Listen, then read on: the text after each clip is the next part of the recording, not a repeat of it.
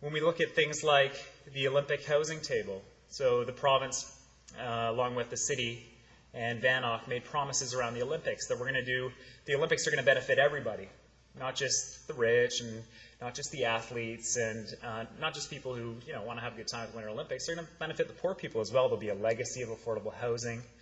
People won't be displaced. And they said, how are we going to do this? And so VANOC assembled a table of experts, everyone from the Landlords Associations, the BC Home Builders Association, nonprofit organizations, all three levels of government.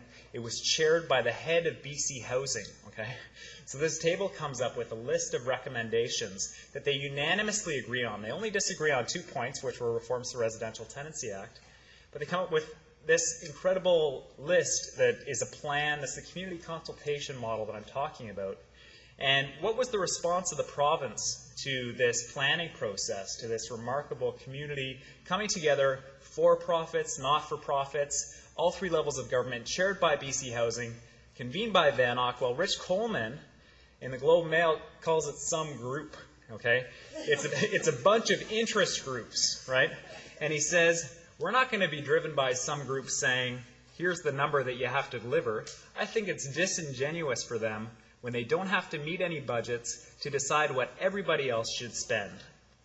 And so that's the reaction of the province to a community-driven, community-organized, and involving all different players in the field making recommendations, is to dismiss it as the sort of disgruntled mumblings of a bunch of interest groups. And so most recently, there are rumors now that the province is going to be funding building on the 12 social housing lots owned by the City of Vancouver, that there'll be an announcement at the BC Union of Municipalities that this is going to be, an announcement that could encompass as many as 1,000 social housing units, which would be wonderful, which would be amazing, because it would represent a total reversal in provincial housing policy. But what it doesn't represent is a meaningful community-driven process. So let's say that you put 100 housing units on each of these 12 lots. Well, the type of housing that the province is most interested in providing right now is housing for multiple barriered people. So people with addictions, mental health issues. They have all kinds of challenges in their lives. And the idea of putting 100-unit buildings on each of these lots filled with people with identical challenges is one that maybe its time has passed. And maybe the ideal solution is not the ribbon cutting out front of a social housing project where everybody has the same challenge, but maybe the idea is funding that the city can leverage into mixed neighborhoods, where there's not the one social housing building at Southeast Falls Creek, where there's not the one social housing tower at the Woodwards building, where everybody knows, well, that's where the other people live that have a separate entrance from us, and because we'd prefer not to have them in the same building. I think there are some real opportunities for us to begin to integrate as a community again into a mixed income and a mixed ability kind of way, and in a really healthy kind of way.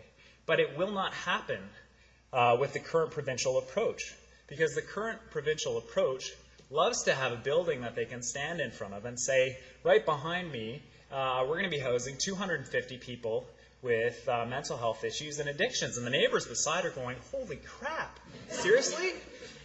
And then they say, well, that's NIMBYism, And so I think there's some, and that kind of backlash is really poisonous for a community, because it really others these people, and I think it's really problematic.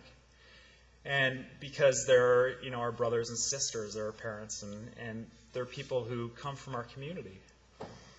And so I think that now is the time that we can really change that paradigm. If there really is going to be an announcement from the province about these 12 social housing lots, if there really is going to be a significant commitment from the province, now is the time as a city that we can insist that it happen in a way that consults with the community, in a way that integrates people of varying abilities and varying backgrounds into a community that works together and supports each other. And I don't think it's some kind of like hippie dream. I think this is very realistic. In fact, it's a model that's been used in many, as hard as it may be to believe, as in many American cities. It's called scattered housing. And there's no big sign out front that says this is the social housing complex, or a sign on the door of the unit, someone who's in supportive housing lives in this unit. It's a very meaningful opportunity for people to reintegrate into the community again. And I think now is the chance that if our provincial government is going to get back into funding social housing, now is the chance for us to insist that it happens.